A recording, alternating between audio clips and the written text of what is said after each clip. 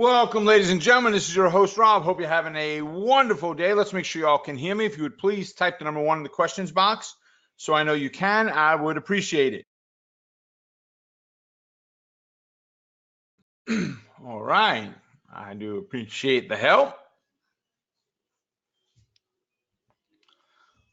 Good morning, good morning, good morning to all of you. Lots of comments in there. Fantastic. Helen, good morning. Good day, Kevin.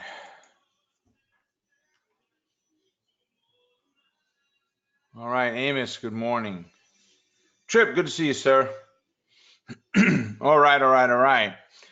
Well, welcome, everyone. Hope you had a good trading week. Today has been a lackluster start, I guess, to say the least, as far as how things have reacted. But we'll see what we can't come up with and see if we can't turn some of that around and come up with some trade setups for you.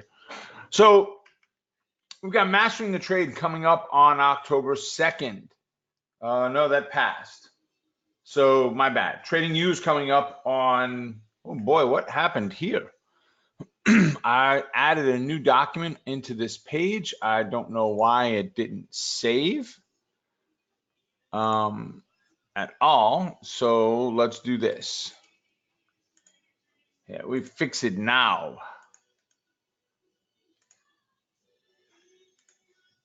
There we go. There's the new document. So Patterns in a Flash is coming up on the 8th, which is tomorrow. So those of you that are members of Tony's Patterns in a Flash subscription, he has a 1-hour online training that he does every month on patterns. So go ahead and jump into that tomorrow. You'll already be registered, those of you that are members. Those of you that are not will get registered if you do subscribe to it. Mastermind Group Online is coming up on October 10th, which is this week on Thursday. Trading U is on the 16th of next week. We got a surprise there for what we're going to teach. Mastermind Group is coming up on the 17th. That is going to be online as well. And the next Monster Market Movers is October 24th. Right, here we are, Power Hour each and every Monday. We've got E-mini Trader Talk coming up tonight. And then Pop, we do every Tuesday and Sunday. So great Pop yesterday, that's for sure, the one we sent out. So here is the Follow Us page.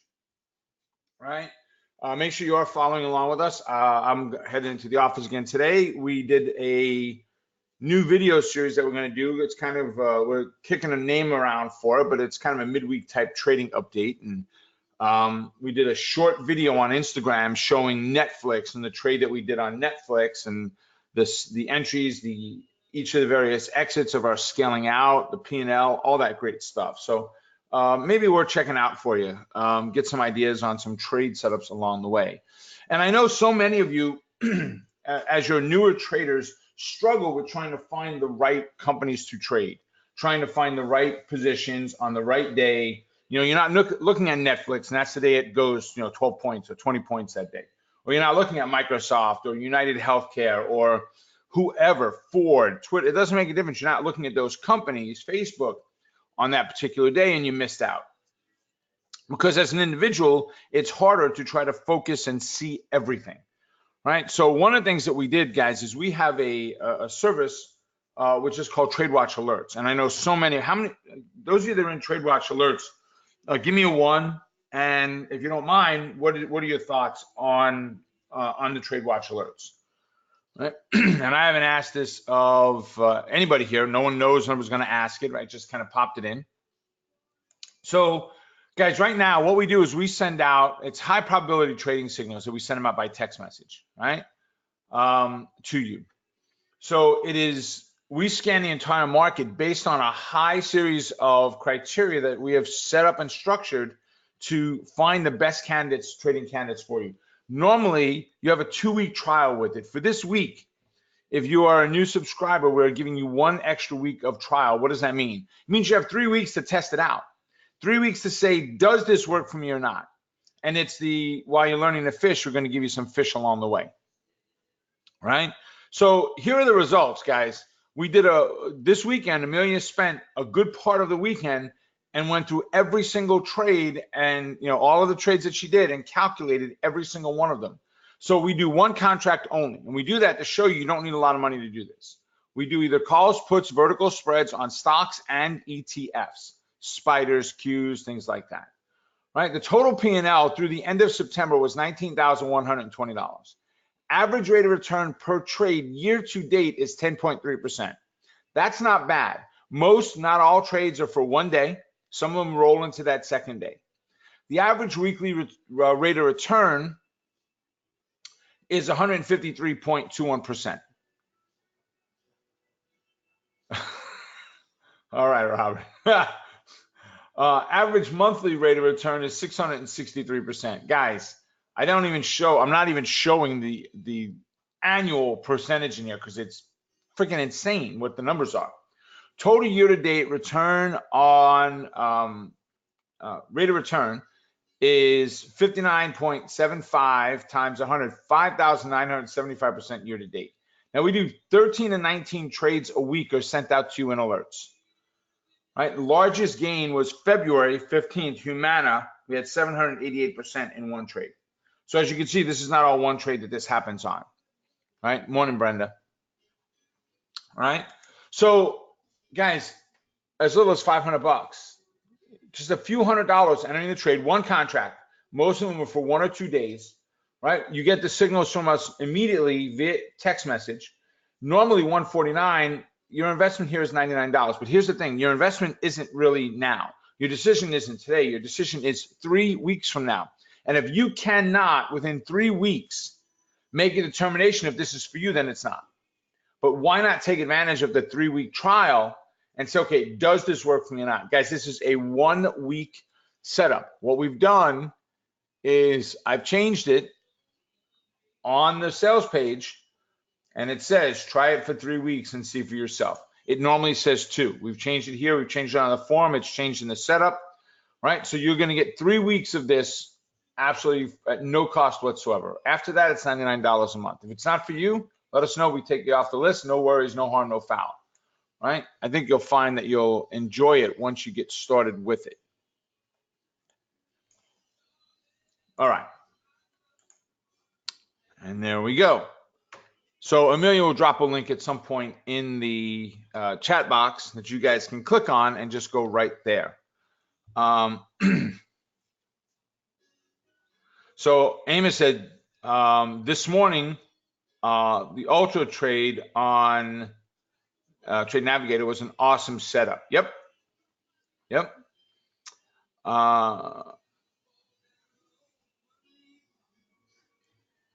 Yeah, so Robert's saying he had some problems when he registered, page was slow. Guys, we're working very diligently to add a new section to the page, right, to the website. I mentioned it last week, right? And some of you may have actually gotten in and seen on the page that we had in the members area.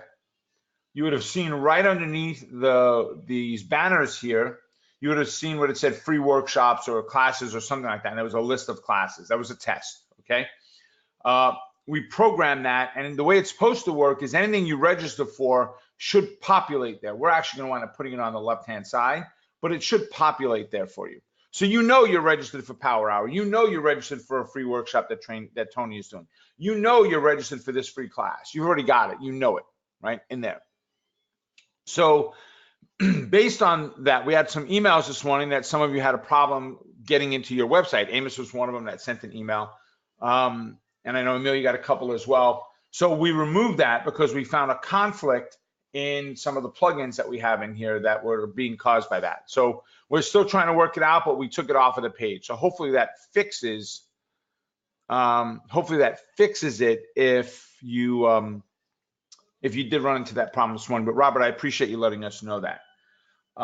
Yeah, Amos said you need to try TradeWatch alerts if you're not in it. Yeah, I appreciate that, Amos. Cool. Thank you, Robert, very much for that. So let me move this back out of the way. Beautiful. All right. So let's go ahead and look at the S&P 500. So what do we got here? We're up about 4.5 points on the Dow. We're up 1.5 on the S&P. We're up 9 on the NASDAQ. So we look at the S&P this morning, and we had this little gap down. We rolled down to a previous support level we had, which was this resistance level, right? And then we took a bounce off of there. We broke out and we filled the gap in from where we had closed. We filled the gap and really not much more. And we're in lunchtime lows at this point. So nothing great happening at this point. If we go and look at the YM at the Dow, right? Again, we don't see a gap down at 9:30 a.m. That's not how it works. This right here, if you look at the timing, it shows 16:35, 45, 50, 55, 1700, 5 o'clock on 10/4, which was Friday. And this first candle right here shows 1805 on 10/6, which is Sunday. So this is Sunday's trading that took place in there, right? So the gap down took place from Friday to Sunday, right? And we did have a nice little run to the upside on that 1 or 2 candles, quick little pop. And then we failed. And you can see most of the day we kind of went sideways overnight. Here we get to the European market. We had a quick pop on news and a failure. Right back to the same series of bottoms in here over and over and over again, right? We got a quick little move this morning in the U.S. markets at 7 a.m. Went sideways. We dropped down. Here is,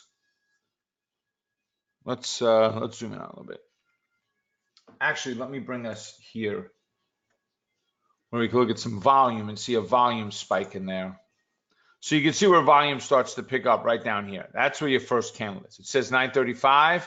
That's when the candle closes. That's this candle right here. Lots of volatility in that candle. Big wicks up and down, smaller body, big stretching wicks all over the place. We drop down, we drop down, we drop down. We stretch all the way down here near the bottoms again from the morning sessions, the overnight session. And then we kind of use that as a catalyst to bounce up.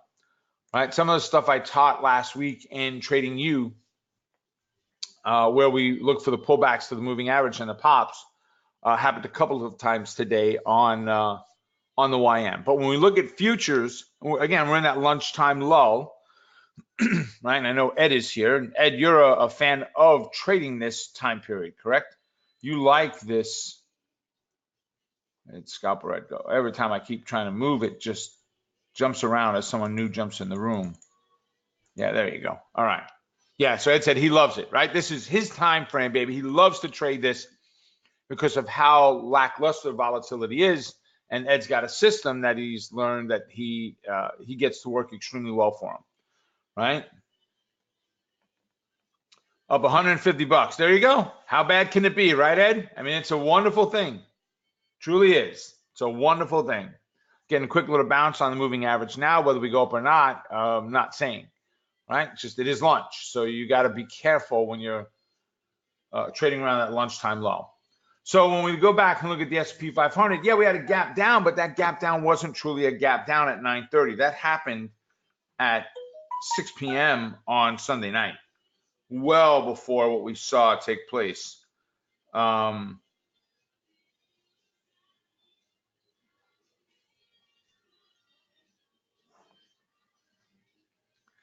right. So, but right now, not a whole lot happening. Yeah, Ed said thanks to Rob. I appreciate it, Ed. I mean, you did well in the mini think tank with it, so I know you picked up a ton while we're in there. Brenda said, what types of trades will you send us? Options, futures. So, Brenda, unless you're in E-mini think tank, you're not going to get any futures stuff at all. The E-mini think tank subscribers get their own text messages that get sent out for our text alerts on future stuff from E-minis. Those are not trade setups. Those are more of what's going on in the markets, you know, economic reports that are very important for you to watch for. So everything is basically, we send you the stocks, Brenda. You choose which options to pick then. Are you picking a spread, you know, it's all based on the setup that we put in there. So let's see.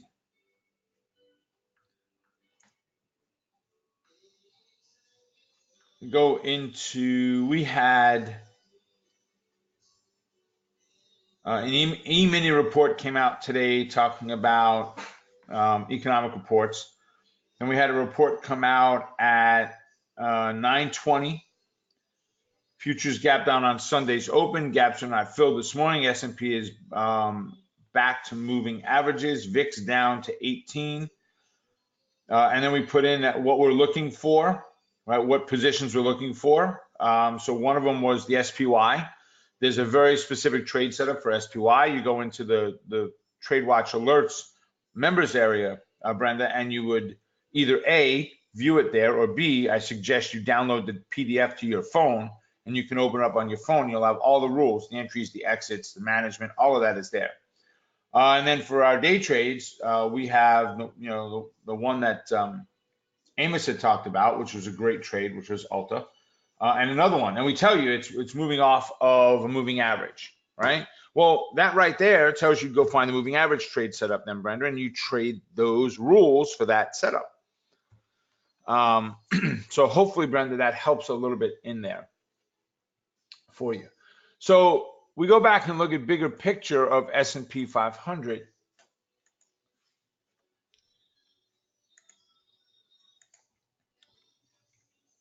So here we are. Let me get a crosshair. Right, this is 10.3. This is 10.4. Let's do a current session update. Now I don't want to do criteria.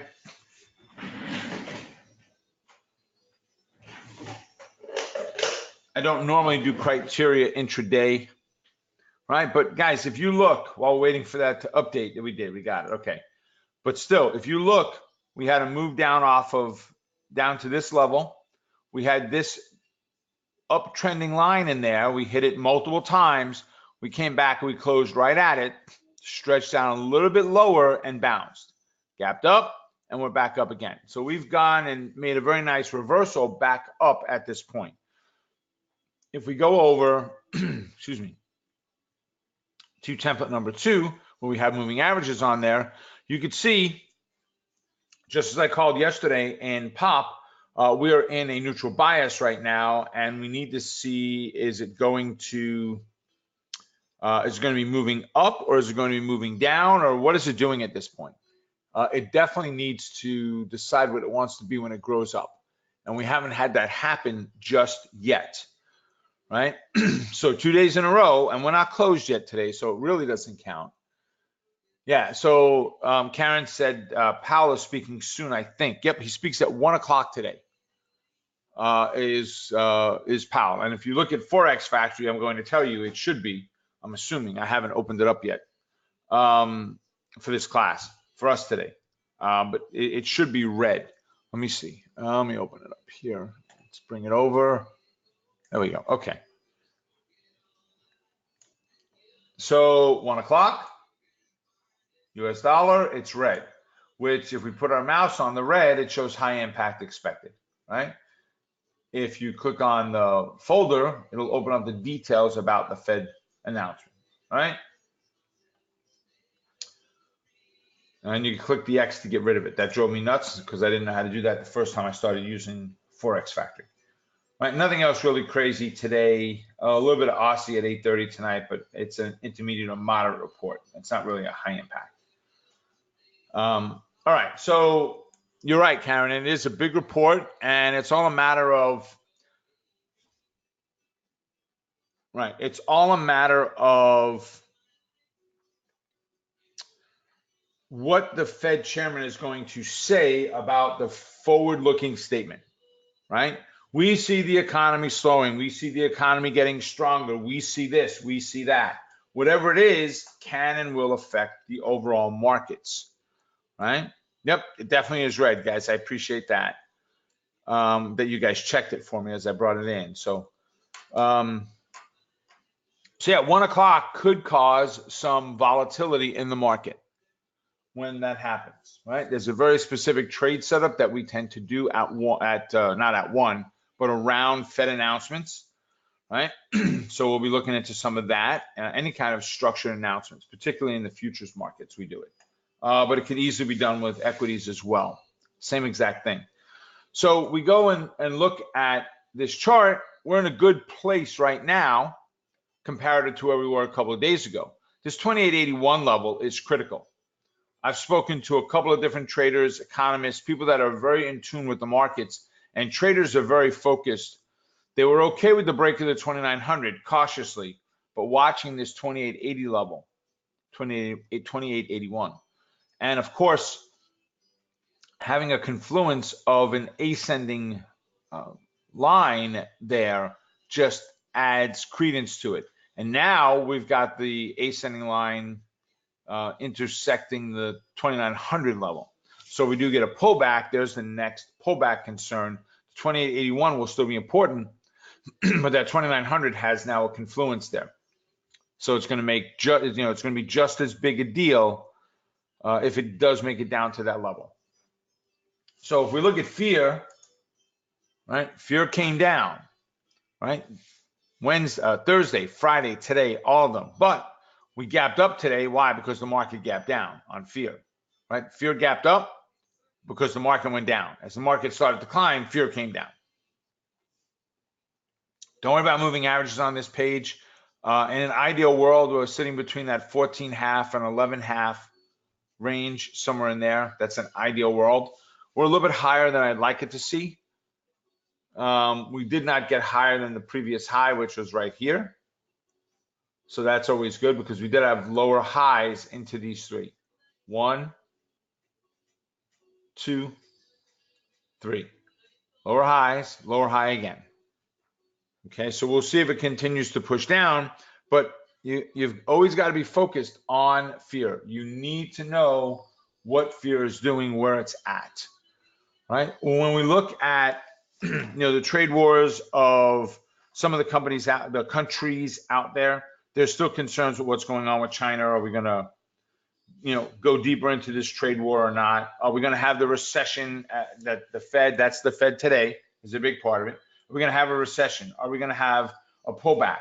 Is the Fed going to get stupid and start doing the wrong things for the wrong reasons, right? Is the Fed going to do something around election time, which they never normally do, right? Because the Fed tries not to influence the election because they easily could, making it a good economy, a bad economy based on raising or lowering interest rates, and the president having no say in the matter, right? No control over it whatsoever. Right. So based on that, they normally tend to stay away. So we'll see. We'll see what the Fed does. But right now, we're in a kind of make sure you're taking a big picture view and stepping back and looking at this. Trades should become shorter term right now because we do not have a true bias, bullish or bearish on anything that's, S&P, I say anything at all. Now, that doesn't make for bad market conditions. It's just different market conditions. We had $48,000 gain for the second half of last week. So in power option plays. So it's not like we did something wrong, right? They're just different trades is what it is.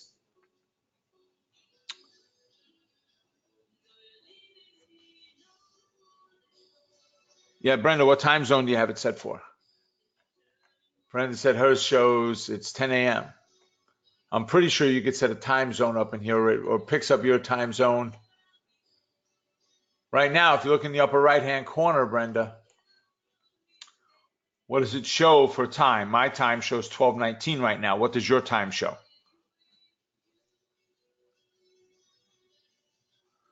So Raphael was saying, Rob, is it a good time to buy physical gold?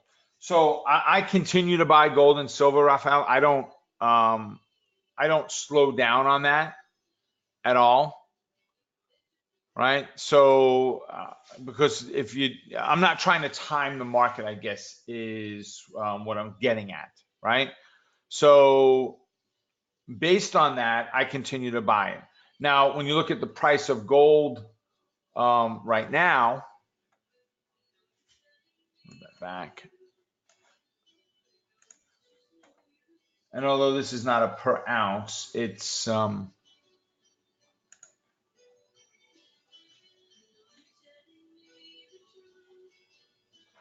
futures, so it's not exactly to the ounce price. So 1503. right, is the current price of gold. If we look at gold futures, actually, let's do this. Let's go back over here. Metal.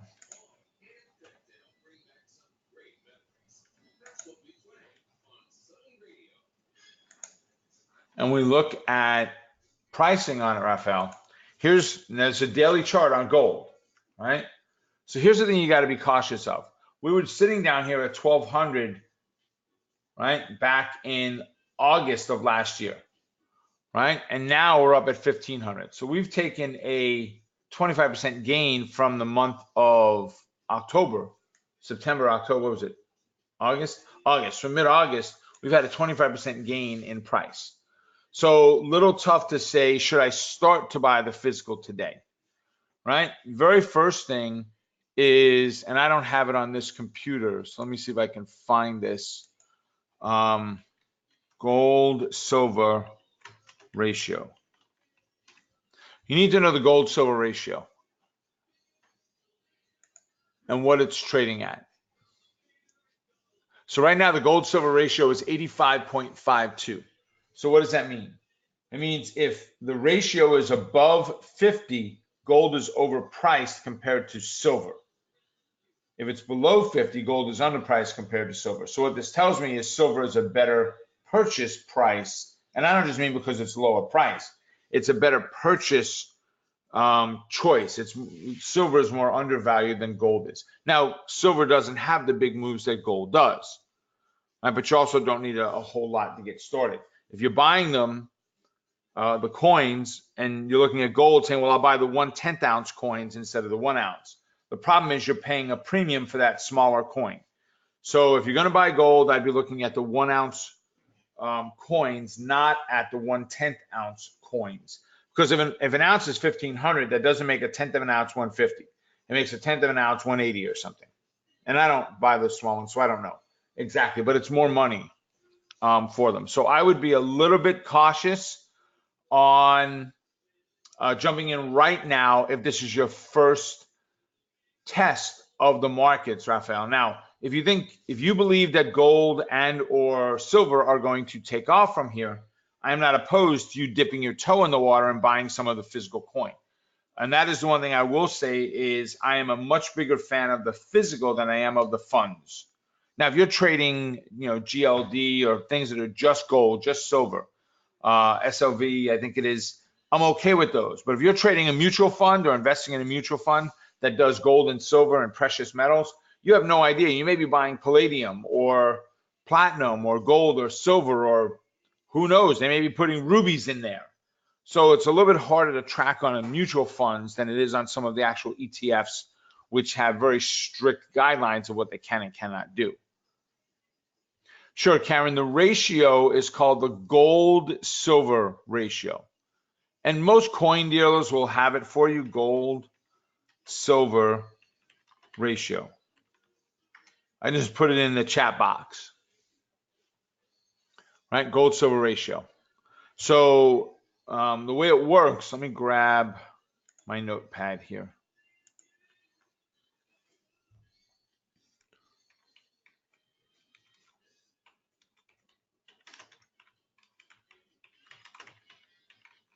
Gold-silver ratio, under 50 buy gold, over 50 buy silver. That's the way that you read it. Good, Brendan, I'm glad. Yeah, you saw your time was different on the clock because of where you're located. Exactly.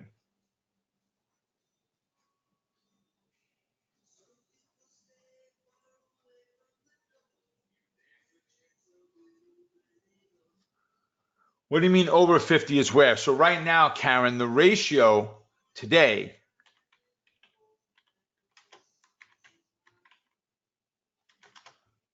is 85.52. That's today's ratio. And that's just one website that I grabbed and found. But the ratio is going to be pretty close to the same no matter who the website you go to.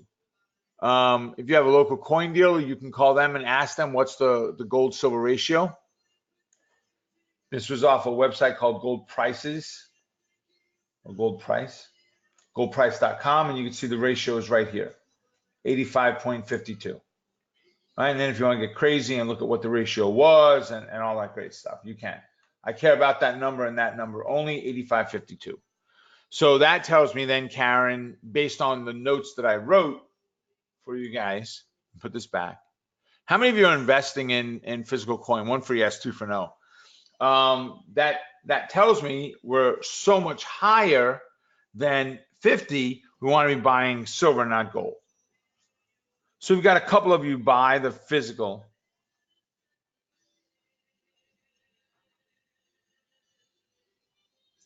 Okay, a couple of you buy the physical. So not many. Most of you, the answer is no. I would suggest, looking at, getting some small amounts of coin to start. Let me see. These guys were, where'd it go? Let's see.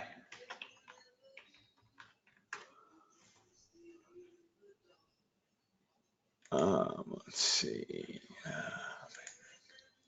All right. So here's the company SD Bullion, right? They're one of them I bought from in the past. You choose who you want to buy from, right?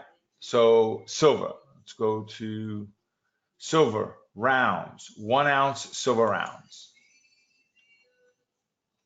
All right. So as low as, they always get you at as low as. That's if you buy like 1 million of them or 1,500 plus to get that, right? For one, it's 1864. You may have some shipping. Usually it'd be cheaper to buy them in a local coin store if you're just looking to buy one, right? And again, you'll just determine which ones you like the best. I am a big fan. I'm looking for rounds. I'm not looking for coins. I'm not looking for it to have a monetary value. I'm looking for it to have silver value. Because if you go to actual coins, you will pay more money for them, right? On the coins.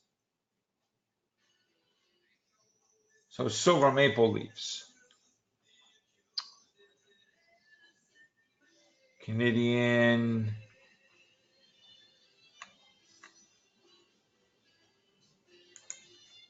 I don't buy them, the coins, but you can see they're a little bit, so it's a 2019 minted coin. It's as low as 1944, right? So they're more money because it's got a date on it. That's all it is, because it's government currency. Except who in the world is going to buy a $1 coin for 20 bucks and use it to spend? I have no interest in that part of it, right? I buy the rounds. I buy the rounds. So silver rounds, 1 ounce. Those are the ones that I prefer right there. I've got a bunch of these. I've got a bunch of the Eagles. I've got some of the Buffaloes. It's all based on what they're doing on price. If something's on sale, I don't really care from a look standpoint. I buy them in 20 increments.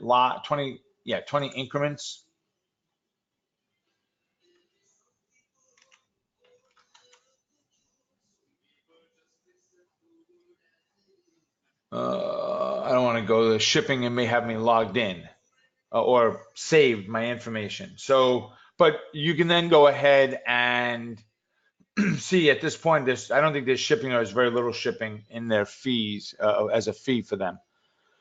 $7 or something like that. But they come in a little plastic tube sleeve when you buy them at that size. Yeah, good, Brenda. Ounces. That's it. 1 ounce is what we're looking at. The bars, Raphael, the bars get to be a little bit crazier because there's certifications required when you go to sell them, and it gets a little bit more obnoxious. And most people aren't buying 10-ounce gold bars because that would be $15,000. So gold is not an issue.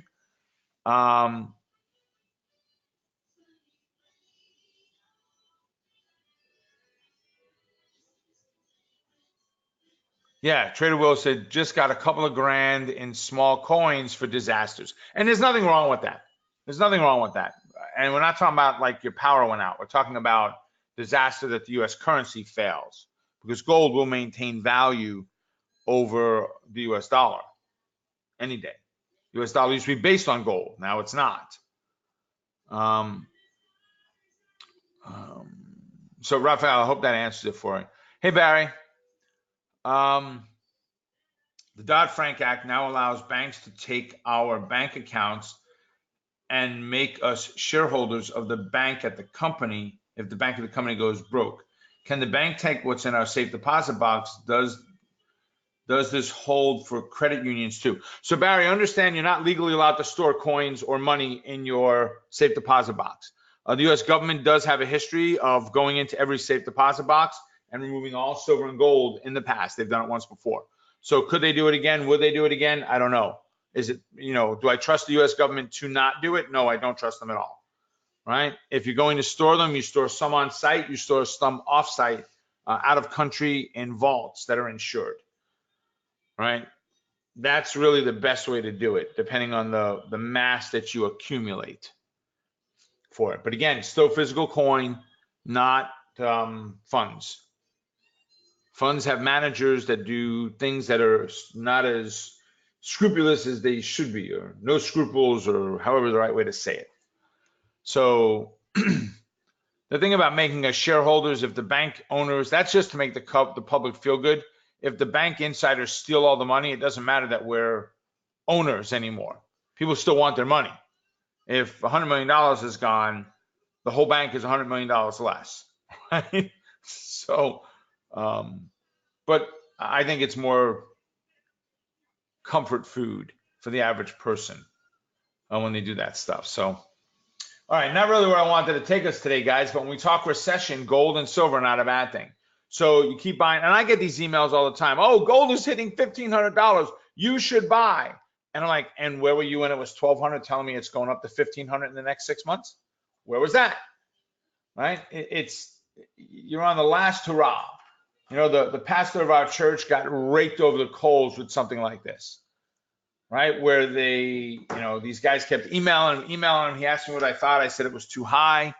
Don't do it. They emailed him. He finally gave in, said uncle, handed him some money, and watched it drop almost in half. Because gold was no longer at the all-time highs that it was for the previous 8 or 9 months. So, caution, grasshopper. All right, so let's go ahead and give me some stocks you guys want me to take a look at. Karen said Powell is speaking several times this week. I haven't looked. Is he testifying or is he speaking? I haven't paid enough attention to it yet.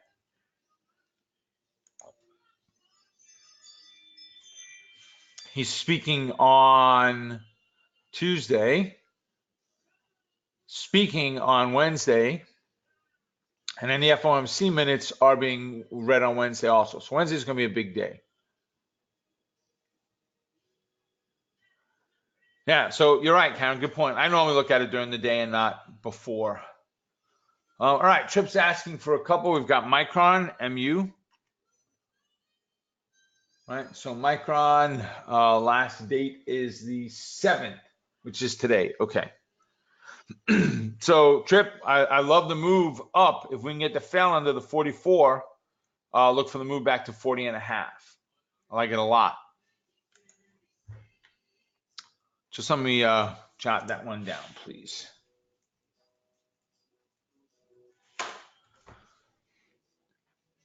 All right, so Micron, NVDA. Wow. Excuse me. All right, so NVIDIA had a nice gap up. Where did I put my tracking sheet? Yeah, so we were looking for pullback on it. Tripping today, it gapped up and hit resistance, right? So not the direction we wanted for today. I'm still okay with a pullback and a bounce, but or a break or a zero line type breakout Trip would be fine out of this 188.12 level. And then IBM.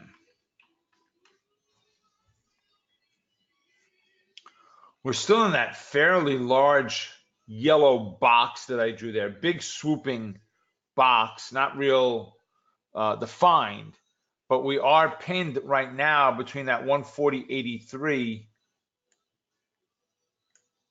and 145. So 141, 145, we are stuck inside of there right now, right? Forget moving averages inside of that kind of a dreaded box of neutrality and focus on the bounces off of support and resistance.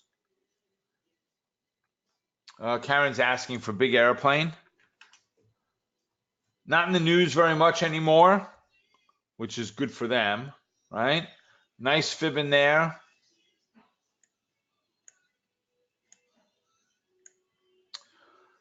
Karen, we're kind of stuck in between the moving averages right now. If we closed here, hold on. So this is Friday. We do not have the update. They're still working on it on Trade Nav. So let's see.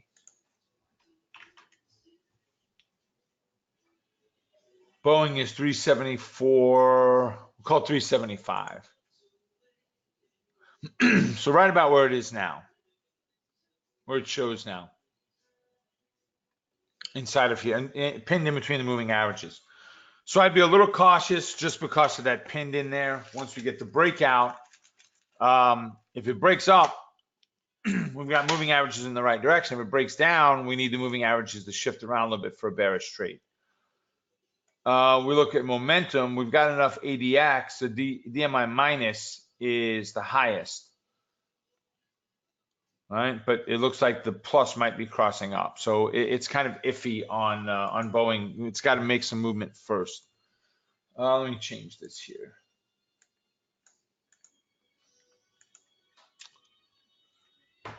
Let's see. Amos is asking for CHTR.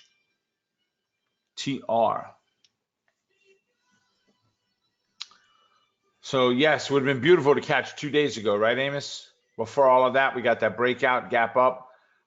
Same zero line breakout, Amos. If it comes back to the 428.95 level, 429, we'll call it. Let's see. Let's pull them out. 29 to 45. 16. We don't need to fib it. So we're looking at 445 is our upside target, Amos. If we can get a close above, a pullback, and a bounce. You may get some hesitation on this upline, which is old, right? Older, meaning it's been around for a while.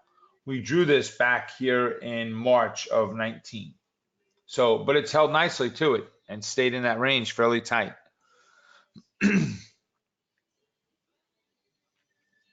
Roku.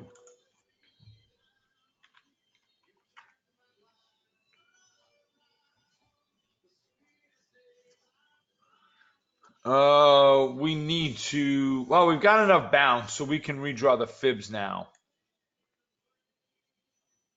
on Roku.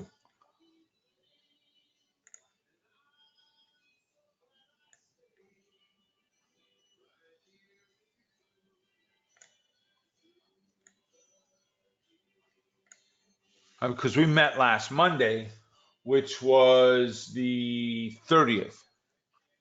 So our last time we did this was the 30th when Roku came up, which was right here. Yeah, so you can see we've had 1, 2, 3, 4, 5 nice climb days. So we've got enough V bottom in there to draw that out.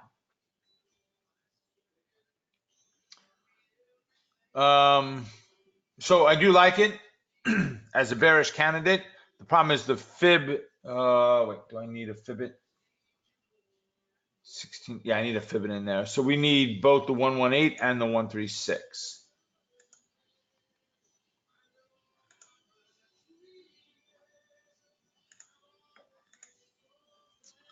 All right, so I like it even more now that the Fibit is in there. And we need it because it was more than $16. It's $18.60, $18.50, and we've got a 16 and a quarter Fibit. So, Amos, if we can get this one to rock to the downside, 98 is support. So right about 99. Again, remember we need to put a $100 price point in there.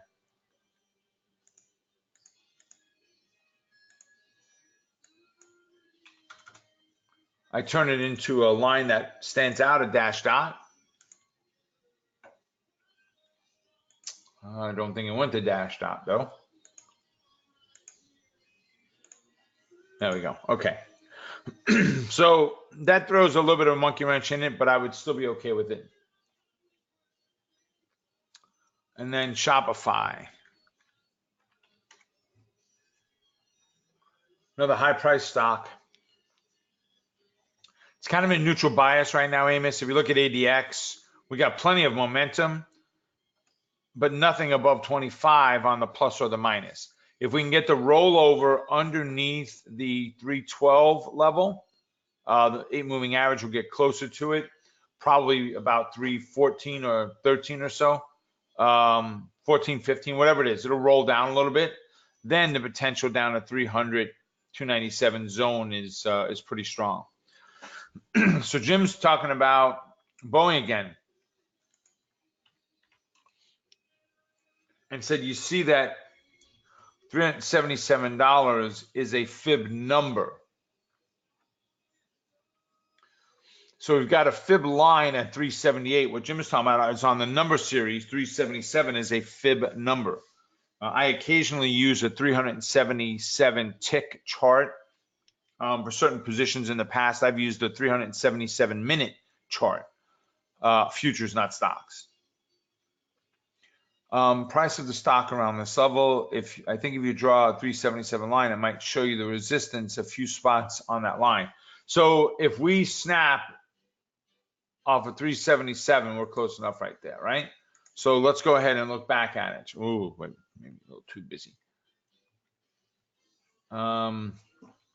So that 377, if we just kind of move it up a little bit there, Jim, and overlay it on the Fibit, right? Very powerful. 377, 378, either way you slice it. Strong line. Very strong line. So good point of stocks being at the price of the Fibonacci number. Let's see. Trader Will is asking for Disney.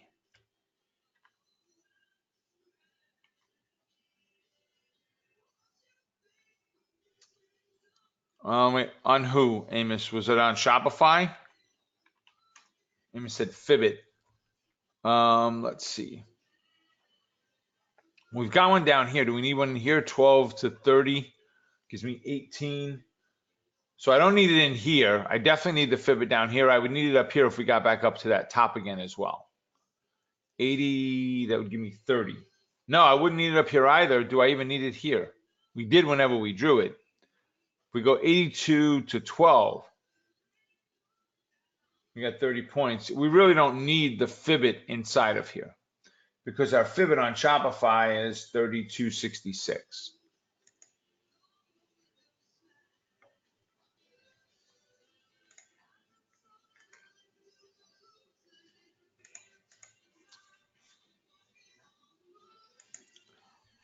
Okay, so Roku. Sorry, Amos, let's see.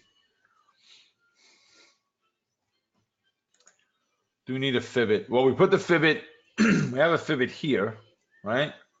On Roku, we had $16, 98 to 17, right? So 17 plus 2 is 19, so we definitely need it there. If we need it on the negative 236, we definitely need it on the 272. Oh, got it. I had already done it. Okay. So Amos was typing it in before I got it there. So I just didn't see it. I appreciate it. All right, Trader Will was asking on Disney then.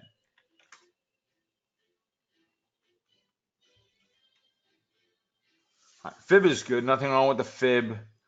We're in a true bear bias. If we can close up right where we are, well, here's the thing. If we try to take the bearish trade, we've got 129 just below us.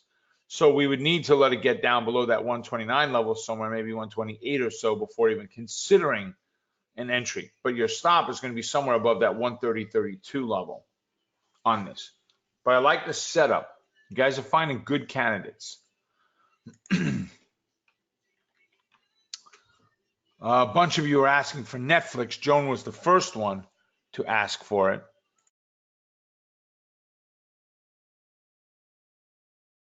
So we no longer have an open trade on Netflix.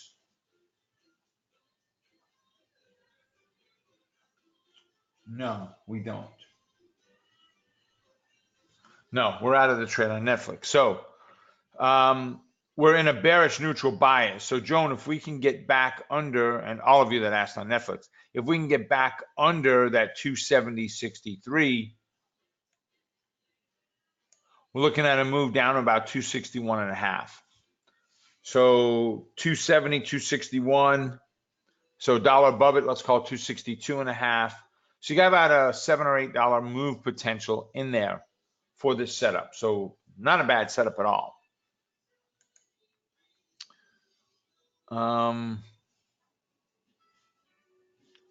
Earnings are close on who? Well, on Netflix. Let's see. July, August, September, October. Yeah, it's got to be coming up soon. I'm not seeing it. We need to start checking earnings. Nothing showing up yet. Nothing showing up yet, but good point. APPN.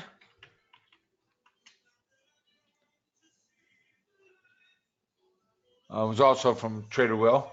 Kind of ugly right now. Well, make a decision. Go up, go down. Get above the 50. Get below the 47. Something before we take a trade on it. Appreciate it, Robert. 1016 after on Netflix. Is it confirmed?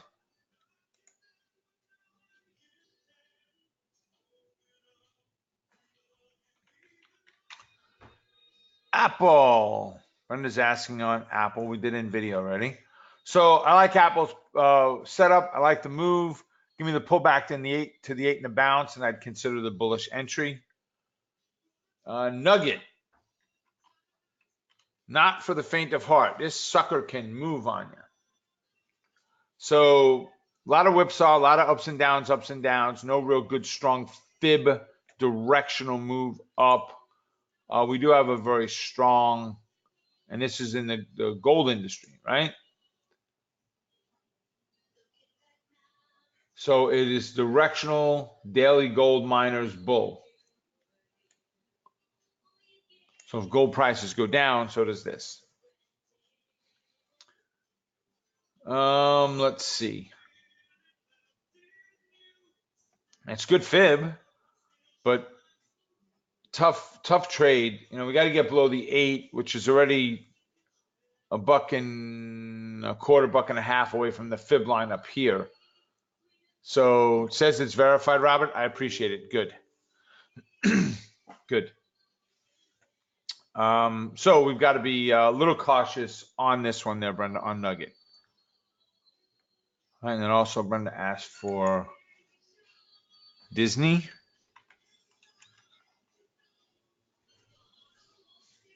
Get down below the 130 level, and there's the potential bearish entry. Goldman Sachs. Pull back to the 8. So get me up to that 203 and a fail, and there's a potential drop. You've got 200 in there and then 197. So it's really that 200 level is acting as a fibit on this one. So caution on that. Grub.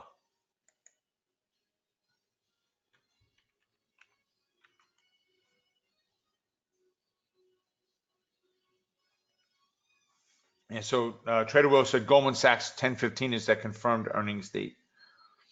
So, you know, as I'm looking or thinking about it, guys, I'm not seeing anything pop up for earnings at all. And I'm wondering if it's not the data concerns that they're having on Trade Nav right now of it. So I'll be in there tonight checking everything out.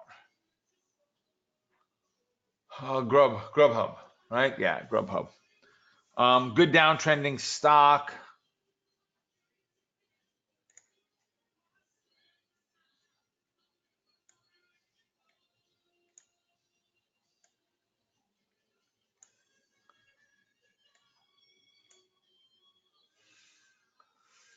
So we're okay without a fibit.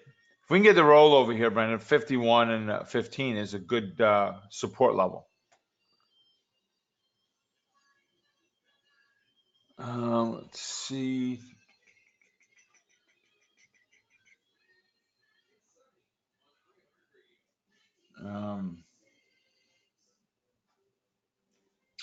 Yeah, well, I got it. Thanks.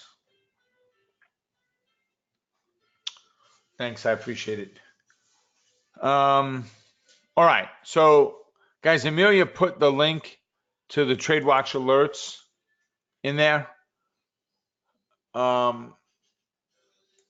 So in the chat box. So go ahead and take advantage of it, folks. I mean, 3-week trial. If nothing else, if we go ahead and if we do 13 to 19 trades a week, let's kind of put it in the middle and call it 15. You're talking about 45 trades that you'll get sent to you before you really have to make a decision on whether or not you think this is for you. So let's see here. Yeah, so Amos had said it in the very beginning today when we started that the Alta trade was good. Right now on Alta, one contract we did today, and Amelia does every one of these in her practice trading account, right? She does every trade we do. She's up 220 right now on the Alta trade, following the exact rules of what we sent out today. Right? So well worth taking advantage of this or taking a shot at it, guys. So you can just grab the link. If for some reason you miss it, just go into the store. Right? Go down to trading alerts. Go over to Trade Watch alerts. And it's right there. All right, ladies and gentlemen, I think we're good. With that, you have a wonderful, glorious rest of your day. God bless. I'll see many of you tonight at the E-mini Think Tank. If you guys really want to learn how to rock and roll on the futures, make sure, same thing, we got a 2-week trial there, guys. Go ahead and get yourself in the Think Tank and get into that free class tonight and start out learning exactly how to do what it is that we do. So with that, see you all soon. I'll leave the room open a couple of minutes so you can grab the link. And worst case scenario, we got tons of other stuff coming in this week. I'll see you guys at some point, I'm sure, at one of those. Take care. See you then.